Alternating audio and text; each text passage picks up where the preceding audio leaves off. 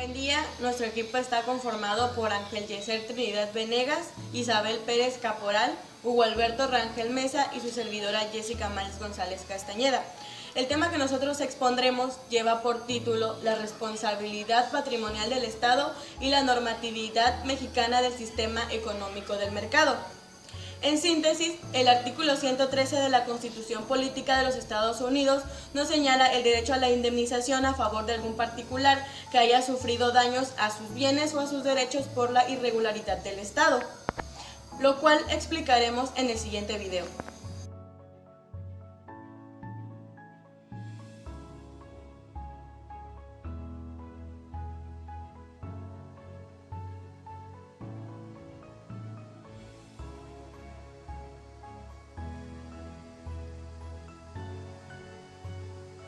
Partiendo de los antecedentes, la doctrina de la responsabilidad patrimonial del Estado legislador pues tiene su origen en la jurisprudencia francesa. Desde el conocido Arrêt de la Fleurette, distintos ordenamientos jurídicos han acogido dicha figura. La responsabilidad patrimonial del Estado es un tema de gran relevancia y que para caracterizarla convergen no solo el derecho constitucional, sino también el administrativo, el civil y el procesal, dada su complejidad que implica cuestiones delicadas de competencia y procedimientos. La historia de la responsabilidad del Estado ha estado profundamente relacionada con las ideas políticas y teorías del Estado de épocas y lugares determinados. Es por esto que la evolución de este concepto no ha sido la misma en todos los países y que en la actualidad inclusive haya algunos cuyas legislaciones ni siquiera lo reconozcan. Es por ello que la responsabilidad patrimonial del Estado se ha tratado de explicar a través de diferentes teorías, en las que destacan 4. La primera de ellas es la teoría de la representación. Esta teoría está sostenida fundamentalmente por Meucci y Chironi, es de origen civilista y parte de la idea de que los agentes públicos actúan en representación del Estado, por lo que el representado debe responder por los actos de sus representantes. Aquí la responsabilidad se funda en la culpa in eligendo o in vigilando, es decir, en la mala elección y falta de vigilancia del Estado respecto a sus funcionarios. Sin embargo, esta teoría resulta inaplicable en materia administrativa, pues en este sentido estricto la administración no designa a sus funcionarios, sino que estos son elegidos por otros y estos a su vez por otros, de tal suerte que otros y otras serían los responsables, lo cual haría imposible la reparación del daño. Por otra parte, se representa el problema de los servidores públicos de elección popular, los cuales son nombrados por el pueblo y que conforme a esta teoría los responsables serían los que eligieron mediante el sufragio. En segundo lugar está la teoría organista. Esta fue creada por el jurista alemán Otto von Yerck en el año 1883.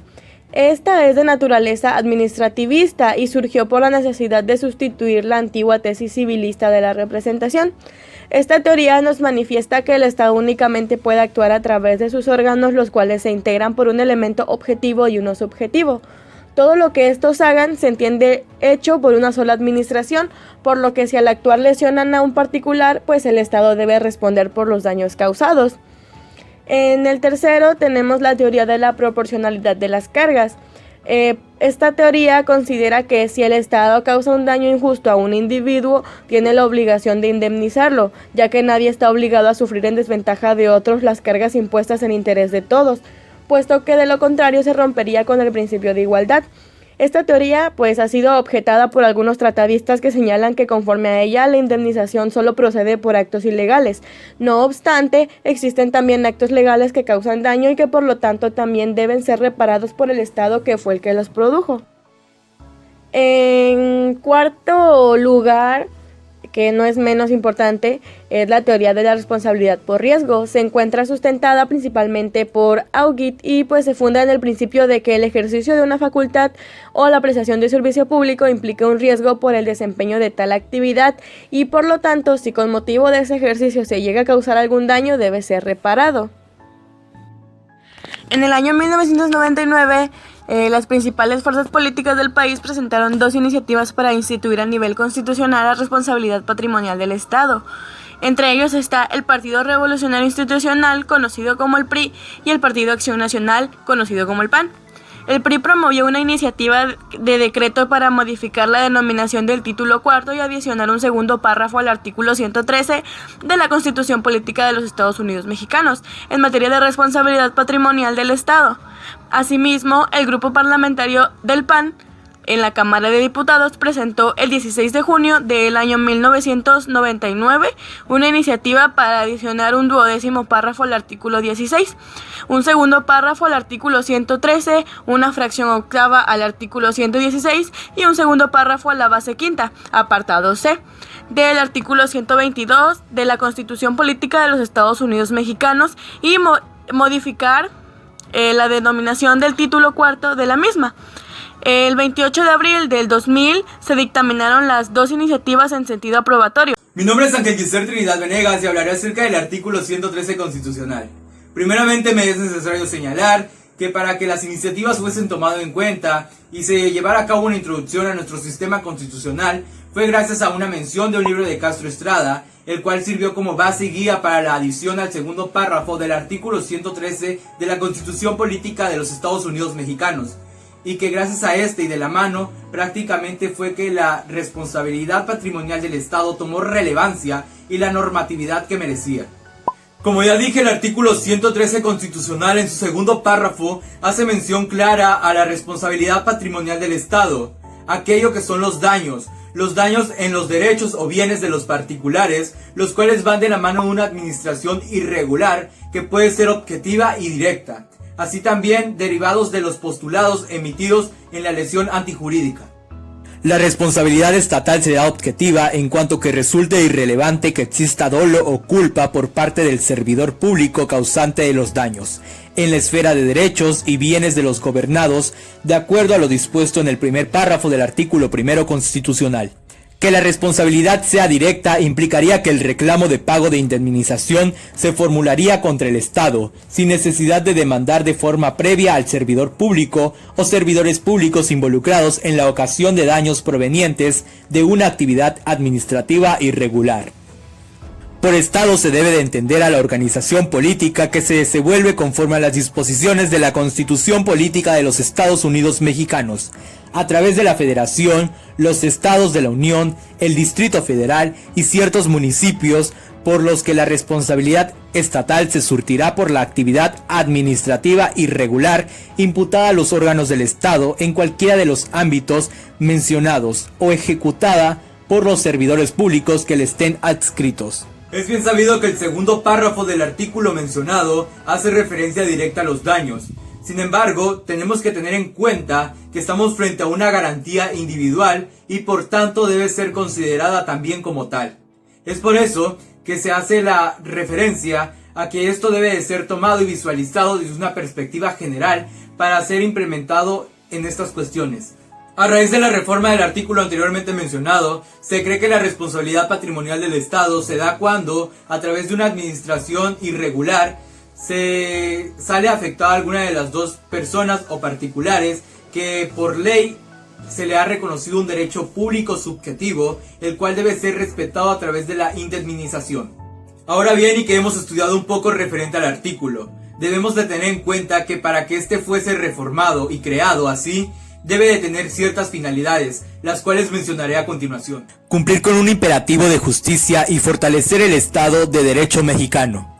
Elevar la calidad de los servicios públicos. Profundizar o establecer la confianza de los gobernados frente al Estado, así como la respetabilidad del derecho como el mejor instrumento de solución de los problemas de la convivencia social. Sin embargo, y a pesar de tratarse como un avance en el derecho mexicano, el principio, incluido ahora en la Constitución, trajo consigo una serie de jurisprudencias, las cuales fueron emitidas a favor de ciertas cuestiones constitucionales, emitidas por parte de la Suprema Corte de Justicia de la Nación y alguno que otro tribunal. Algo que me pareció muy interesante fue que a pesar de que la reforma fuese publicada en el Diario Oficial de la Federación en el año 2002, fue hasta el 1 de enero del año 2004 que esta fue entrada en vigor. Es por eso que me lleva a la conclusión y puedo entender que este tipo de leyes y reformas en la Constitución o algún otro documento de validez jurídica lleva un tiempo, puesto que el proceso debe de ser extenso para así poder implementarlo en nuestra vida jurídica. Tratándose de un una reforma muy importante en el ámbito jurídico, como es en la integridad patrimonial de la persona, así también en la inclusión de derechos públicos en la esfera de lo legal. ¿Qué es lo que sucede con el dictamen de la Cámara de Diputados? Bueno, de inicio las comisiones dictaminadoras sostuvieron que en nuestro país no contábamos con un auténtico sistema de responsabilidad patrimonial del Estado. ¿Esto qué implicaba? Esto implicaba un rezago en el fortalecimiento del principio de seguridad jurídica y del Estado de Derecho.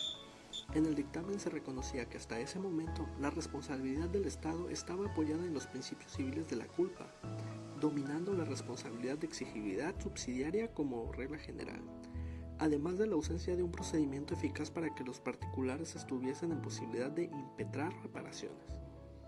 Las principales consideraciones del dictamen a favor del establecimiento de la responsabilidad patrimonial del Estado en la Constitución General de la República son las siguientes.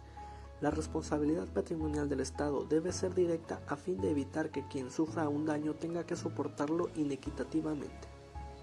La responsabilidad patrimonial del Estado debe regirse por los principios propios del derecho público, estableciendo una responsabilidad directa y objetiva sin necesidad de acreditar la culpa del servidor público y si en cambio debe aportarse caudal probatorio del daño ocasionado y del nexo causal con la actividad del Estado.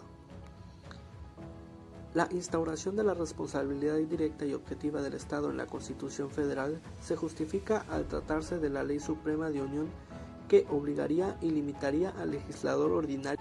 De esta forma se garantiza que la responsabilidad directa y objetiva del Estado será regulada tanto en la legislación federal como en las entidades federativas, lo que construiría una facultad coincidente. Con ello se evitaría que los poderes legislativos carezcan de sistemas de responsabilidad patrimonial estatal distintos en cada entidad federativa, lo cual provocaría inequidad e inseguridad jurídica en las relaciones entre las autoridades y los gobiernos.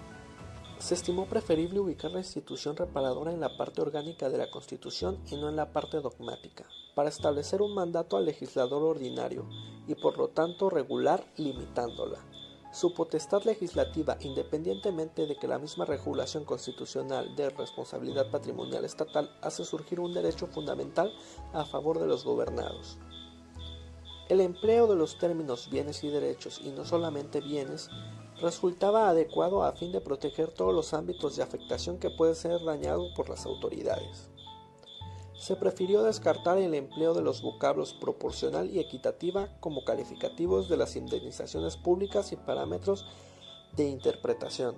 Las comisiones dictaminadoras se apoyaron innegablemente en la teoría de la lesión antijurídica para la edificación de la garantía de integridad patrimonial de los particulares, quienes no tienen la obligación jurídica de soportar el daño que sufran por la actividad administrativa del Estado, al ser antijurídico por sí mismo tal daño al resultar quebrantados los principios de equidad, bien común e igualdad.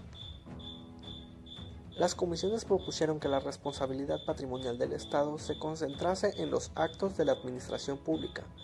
Principalmente por razones de prudencia, se sugería la exclusión de los actos legislativos y judiciales, no de los actos materialmente administrativos de los poderes legislativos y judiciales. Las dictaminadoras no evadieron la posibilidad futura de extender la aplicabilidad de la institución resarcitoria hacia los campos excluidos e inclusive a la actividad administrativa regular. Resultaba importante dejar asentado que debería evitarse convertir al patrimonio público en una especie de asegurador universal. Por ello, el legislador secundario tendría el imperativo de establecer, bajo el principio de equidad, los montos, bases, límites y procedimientos para la fijación de la indemnización. A tal efecto, se propuso determinar un plazo de 2 años para que la Federación y las entidades federativas expidiesen las disposiciones legales reglamentarias que procuren la debida correspondencia entre la responsabilidad directa y la provisión presupuestal, teniendo presente el principio de el 29 de abril de 2000 fue aprobado el dictamen sin discusión en lo general ni en lo particular, con 369 votos en pro y 5 abstenciones, pasando a la colegisladora para continuar con el procedimiento de revisión constitucional. En la minuta proveniente de la representación nacional con el proyecto de decreto de modificación constitucional en materia de responsabilidad patrimonial del Estado fue turnada el 17 de abril de 2001. A las Comisiones Unidas de Puntos Constitucionales, Gobernación y de Estudios Legislativos, primera de la Cámara de Senadores, las que produjeron su dictamen en noviembre de dicho año. El documento expuso de forma completa y sustentada en la doctrina extranjera y mexicana sobre el tema, coincidencia plena con los planteamientos de las comisiones de colegisladora a favor de dar cabida constitucional a la institución de la responsabilidad patrimonial del Estado.